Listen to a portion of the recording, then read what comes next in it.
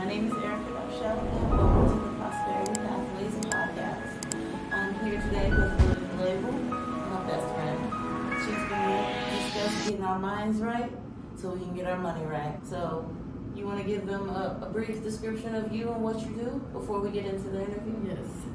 Hey, my name is Luwam. I'm a creative director, a writer, author, and I'm from Atlanta and Eritrea originally. My first question for you is, can you tell us about your background and your journey from Atlanta to here in DC, where we are now, and how your experiences have shaped your life and your perspective on building wealth? Okay. My parents are born and raised in Eritrea. My dad came here like 1980s, early, when he was in his 20s, so he basically grew up here, but his foundation was in Eritrea. And my mom came here in 1995. My background when it comes to wealth, they come from, my dad definitely, he came from the bottom, from scratch, all on his own, honestly. And he struggled. He came from a poor family. My mom came, her parents had money, and I see it from both views. Wealth, my mom has a law of attraction mindset, and maybe because everything just came easy to her, I don't know, but it worked for her. Even growing up, I seen the law of attraction work for my mom. My dad is not that kind of person at all. He's more of a get it how you can, actually get to work, save, all of that. Okay, so his beliefs are more so saving. And you said your mom's law of attraction, and you saw that. How did you see that? Well, growing up, we would be like, you get paid almost minimum wage. Mm-hmm. How are you affording a house, a car, everything? She made it work. She made it work. She make everything work. She know how to invest her money properly. Yes, she does. My mom's credit is excellent, so she knew how to use her credit in the right way. So she knew how to leverage credit. And she always was like, I'm not worried about none of my bills. This is how I want to live, and I know that I'm going to get the kind of life that I want. No matter what, she knows she's going to make it work. Yeah, she knows she's going to make it work, yeah. But I would say she was also very blessed, too, at the same time. My dad also is a business type of mindset as well. He's just like, you need to save and start a little business. So we did the little t-shirt. We sold t-shirts with my dad. I learned how to basically flip my money through my dad. But I did have my ups and downs with that, too. So. Yeah, a lot of us did. We definitely went through it. So my next question for you, as an Eritrean woman, has there been any cultural influences or values that have impacted your approach to finances and wealth building? Absolutely. A lot of Eritrean people, they save. They don't just spend their money. They always think about it really seriously before they spend their money. They don't just go and spend their money just because they want something. Also, they don't just think about themselves. They think about their family. They think about the community. Everybody grows as a community. One person's down, other person helps. So limited impulse buying and community mindset. And community mindset. Definitely. There's a lot of things that are lacking in most American cultures, specifically in minorities. So my next question for you, what are some challenges you've faced in your own wealth building journey, and how have you overcome them? Honestly, I'm still overcoming them right now. But I learned that I need self-discipline when it comes to finance. I always used to care about what people thought, and you need to stop thinking about what people. I had the game. With the Joneses type thing, yes. I had the game of what I needed to do, but I couldn't do it because I wanted to look rich instead of actually be rich, and that caused me to financially struggle. Yes. So now I'm recovering from all of that. Yeah, that's a big issue in the American culture. A lot of people see the status quo and they want to be part of it, and they see all the fame and they're going doing this and going doing that because they don't see the back end. Mm-hmm. They don't see all the hard work and labor that had to go into it. They don't see that, oh, they bought this after they made more money, not bought it as soon as they had the money to buy it. Right. And a lot of us don't see that, so we end up forming these very bad habits where we're like, ooh, we want this shiny new thing, because it's being publicized by a rich person that was only 1% of their, if even 1% of their income to buy that. Right.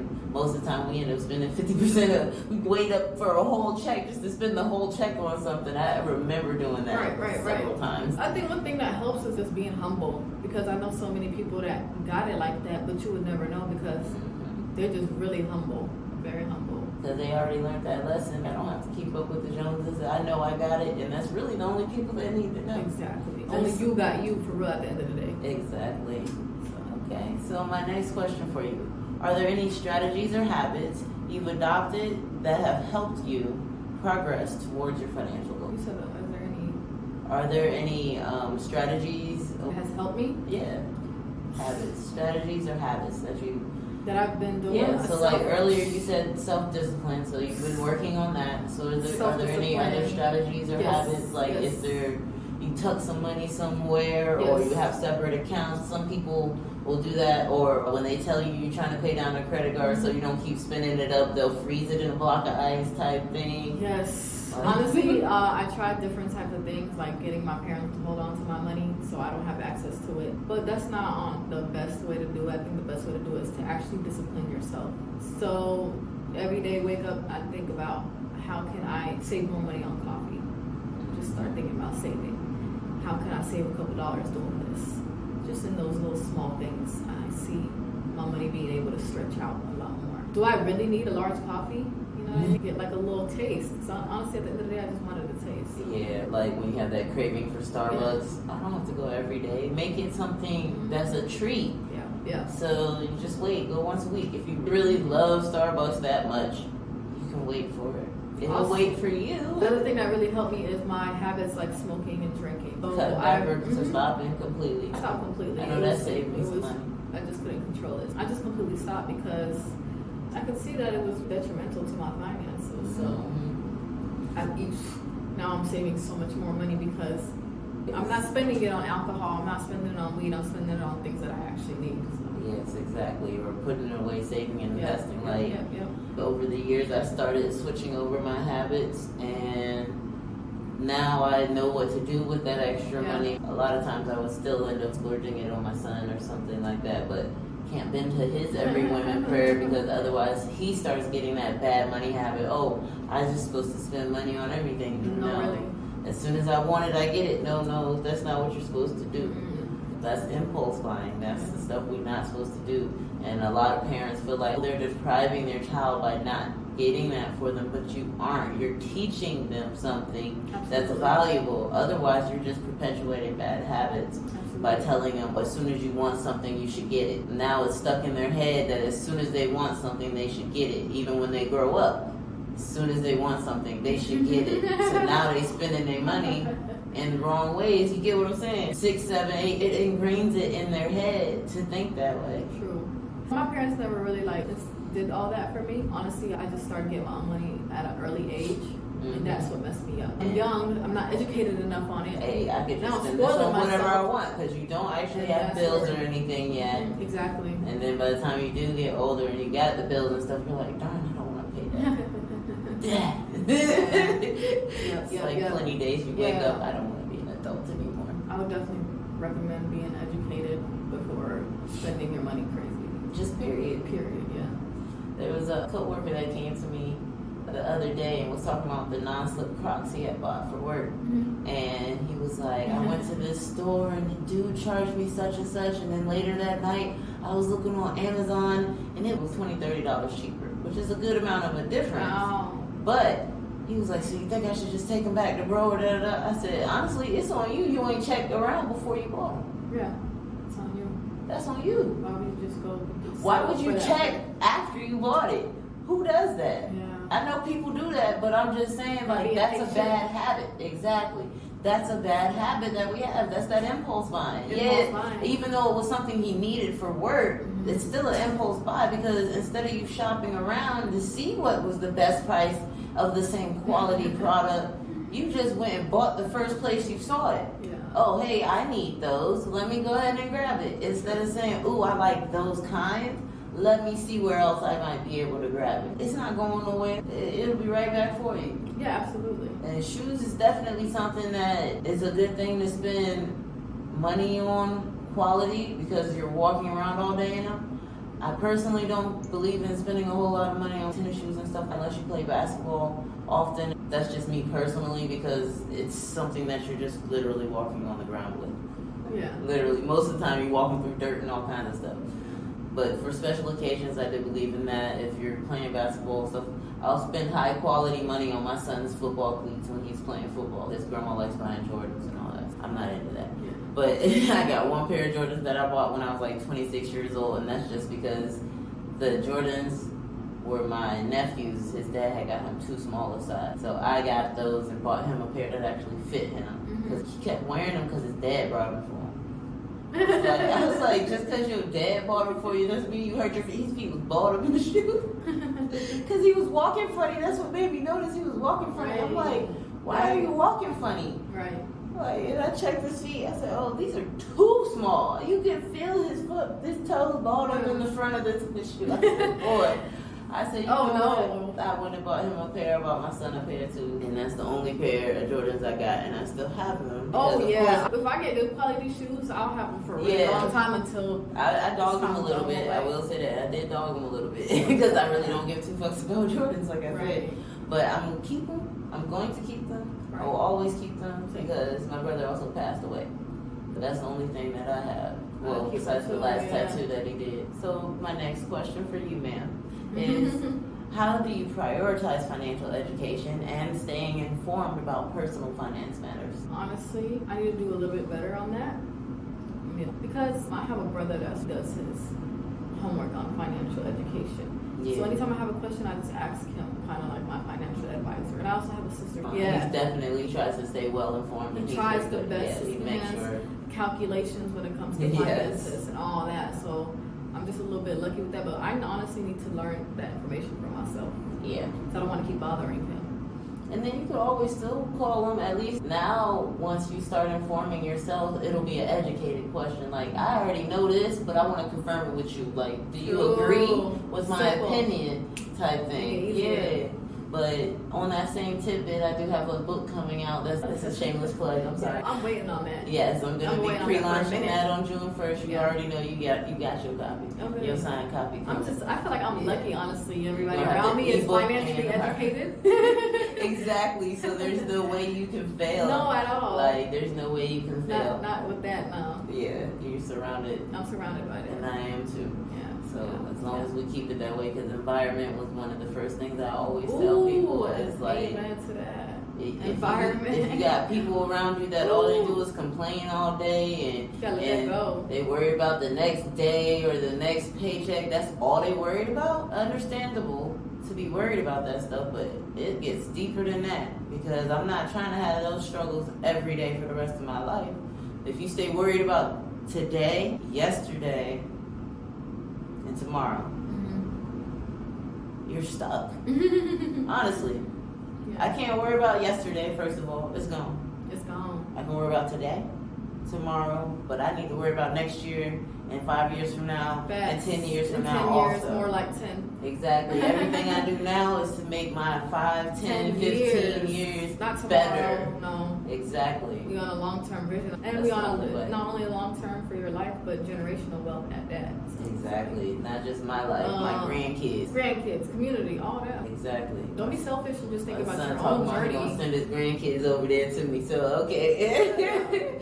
I have no problem. I'm gonna spend some time with my grandkids whenever you have them, because he ain't had none yet. Don't rush it. It's very valuable family. It's invaluable, actually. So the next question, can you share any specific experiences or lessons learned that have contributed to your success in wealth building? One thing I like about myself is I like buying Honda Civics.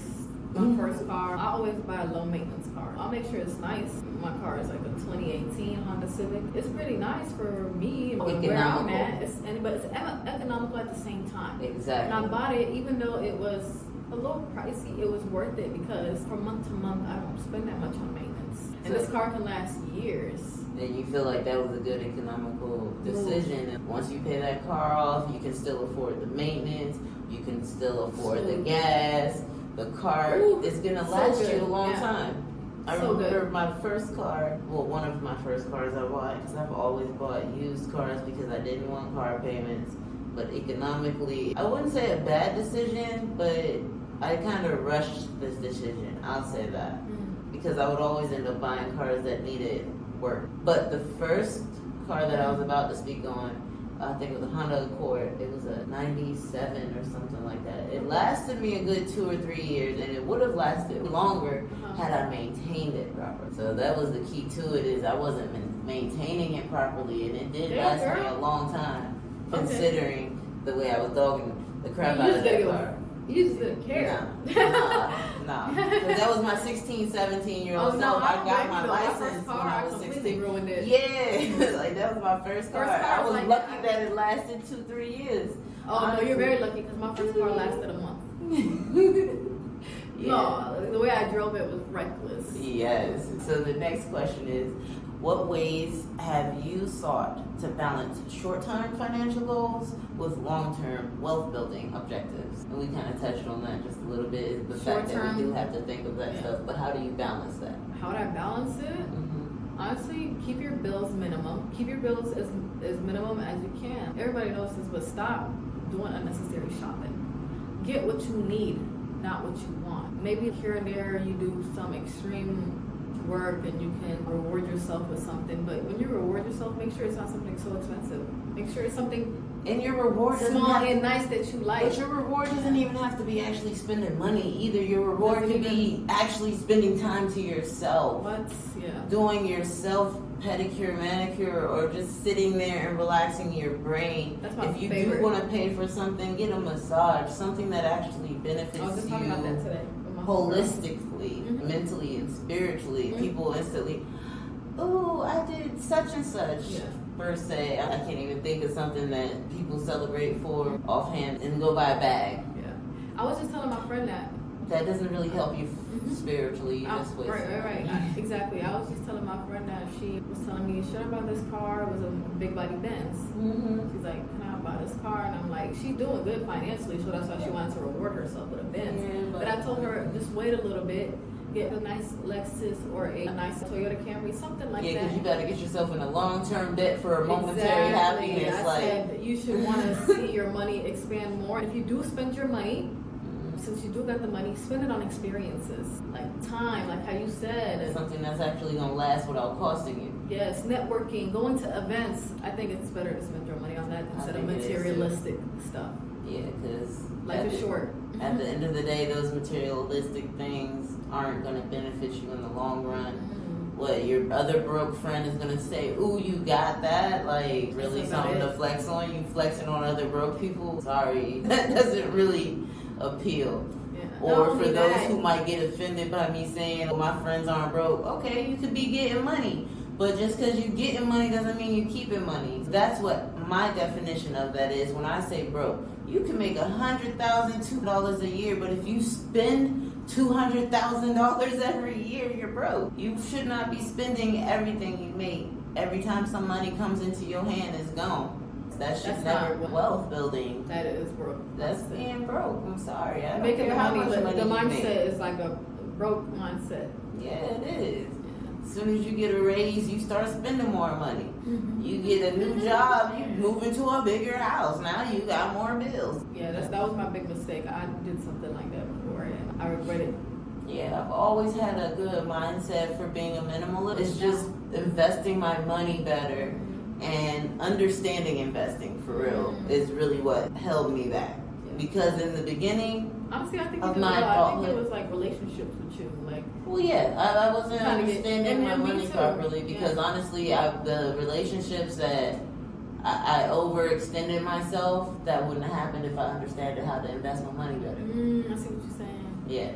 If I had my money already invested, I wouldn't have been able to overextend myself to you. True. I'm not gonna be able to do that, and not you per se, but overextend myself to that person because my money would be invested. Oh no, I can't do that.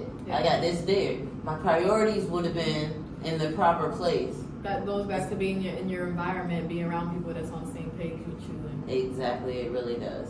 Because a lot of the people that I ended up meeting is because of the environment I already was in. Right. So financially, not lit. Crippling. You know what I mean? Financially crippling. Financially crippling type stuff. Yeah. But the next question, what advice would you give to young adults or individuals from similar backgrounds who are just starting their wealth building journey? Focus on getting your credit right. Don't mess up your credit. focus on getting your credit right. Save as much as you can and learn. But as a young adult, I would say just educate yourself. Period. Mm-hmm. Focus on educating yourself.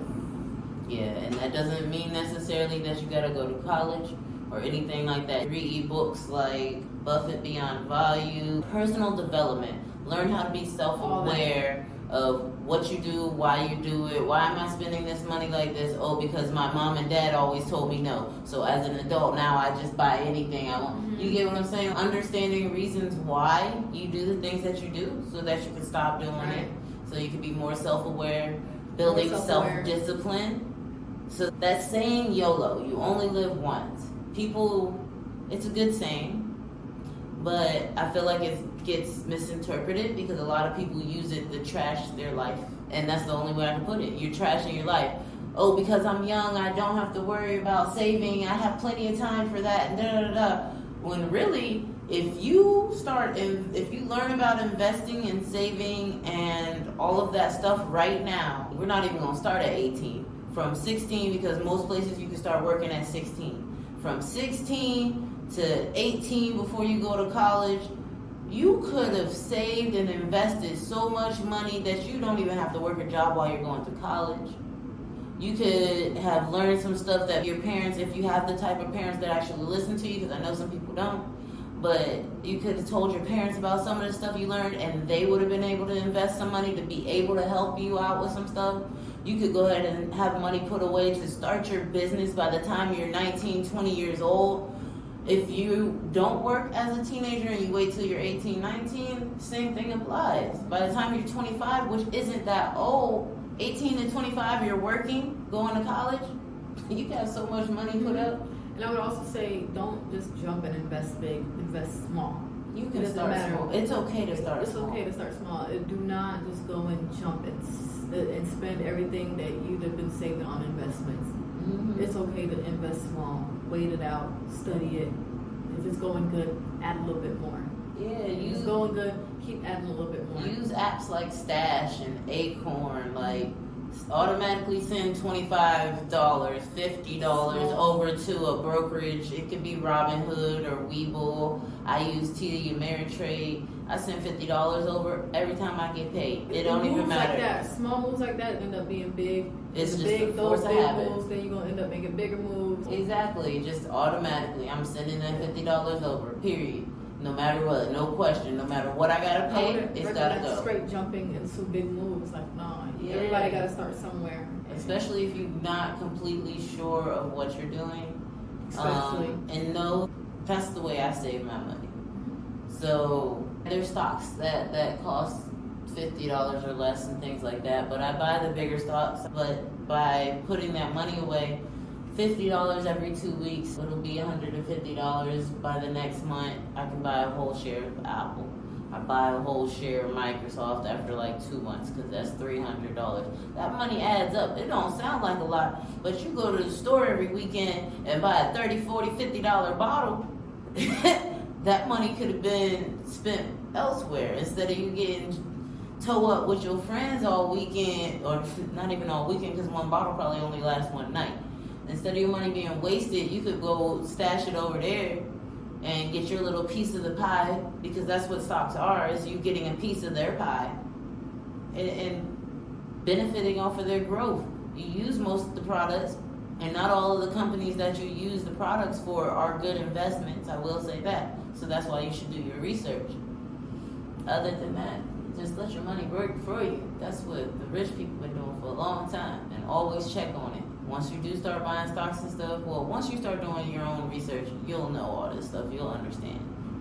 But we're gonna close it out with my signature question. I'm gonna make sure I ask all of my guests, what is one key mindset shift or habit change that has contributed to your success, and how can listeners apply this to their own wealth building journey?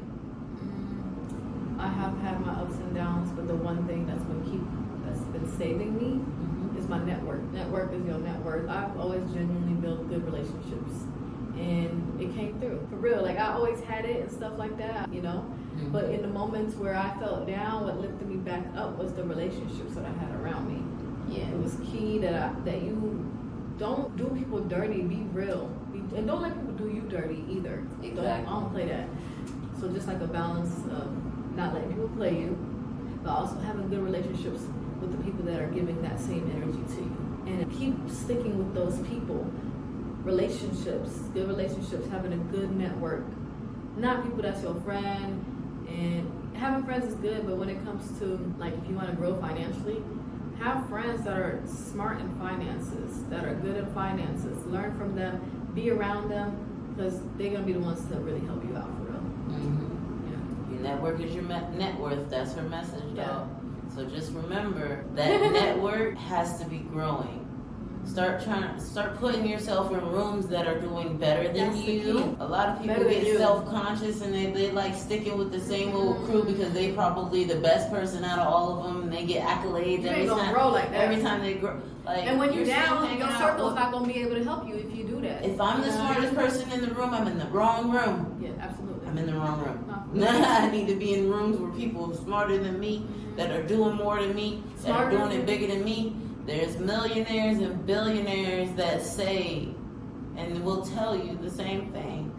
But I would also say make sure they're good people at the same time, because Yeah. there are people that know more than you and will take advantage of your weakness and your lack of knowledge in finances. Yeah, just read the room. Read the room, yeah. Be able Yeah, don't get taken advantage of make course. sure you really get every Yeah. detail. Don't put yourself in a room full of scammers. Yes. Put your room. You hear scamming Put this? yourself- Run away. Yes. For the most. If it sounds too good to be true, then it probably is. And actually, I can't even say that because there's a lot of things like investing in the stock market. People think that's too good to be true. You know, just educate yourself. If they think that's too good to be cute, Educate yourself. what? You could just go buy a piece of a company online. Yes, you can. You can just No, sign it's up for a not good to- brokerage and yeah. just buy a piece of a company. No, that's for And a real. lot of them, once you get to a certain amount of shares, you literally have say-so at their meetings, at their quarterly meetings. You can go down there and actually say something. You'll be in the room. And that's actually a good goal to have, is get to a certain point, like Berkshire Hathaway B shares. I have a goal on how many of those I want to buy so that I can get into the room with Warren Buffett before he gone. He already 92 years old. I got to get there. Oh, yeah, he about to be gone. Yes. 92 years old, and he's been investing since he was like 12. And he's still doing it.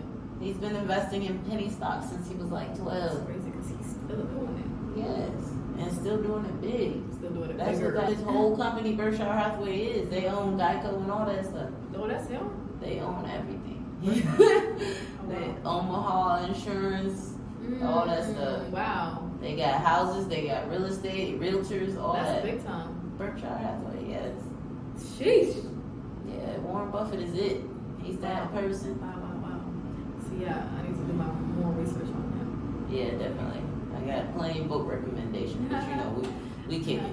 Yeah, So, we'll get it done. I do want to thank you Yeah, no for problem. coming Thank to the you. show today. Yeah, thank you guys for for providing listening. your insight, and we'll catch you Yep. in the future. We'll probably do another interview, maybe Oh, for 6 sure. months or a year from now. Probably 6 months because we be around. Stay tuned and get you a financial. It's worth investing in a financial advisor for real. And your Yeah. network is your network. But do your research on them too. When you go to a financial advisor, because a lot of them, they're trained and they get certified in financial advising, but really all it is that they know what they're telling you. Doesn't mean they're doing it too. Right. So just do your own research. Don't just sit down with the first one you see 5 stars on the website or something like that. Oh yeah, I'm gonna go with them. Like, no, sit down and do your own counter interview. Because a lot of brokerages, and they have you fill out some paperwork to see if you're qualified to be one of their investors, but you need to see if they're qualified to invest for you. And always keep in mind that if you say, oh, F the stock market, all that, I'm just gonna save my money in my savings account, the bank is doing that with your money. Just so you know. Put your money in the savings account, they're investing it. They're putting it in the stock market, mutual funds, bonds, treasury bonds. They're investing your money. It's not just sitting in the bank. Why do you think there is such thing as a bank run? People going to run down in the masses to go pull their money out the bank, but they can't because your money is not in there. They're investing it. But that's neither here nor there. That is the truth, though. Just so you know. Thank you.